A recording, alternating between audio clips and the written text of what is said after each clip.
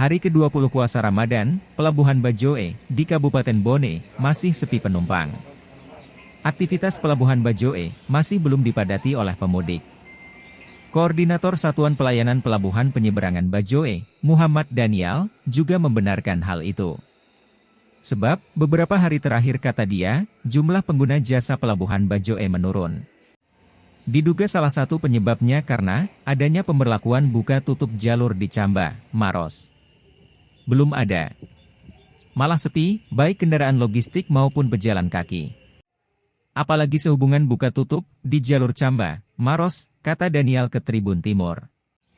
Namun kendati demikian, Satuan Pelayanan Pelabuhan Penyeberangan Bajoe dan instansi terkait akan mengadakan rapat bersama. Melalui rapat itu akan dibahas langkah antisipasi apabila terjadi lonjakan secara tiba-tiba menjelang arus mudik Lebaran.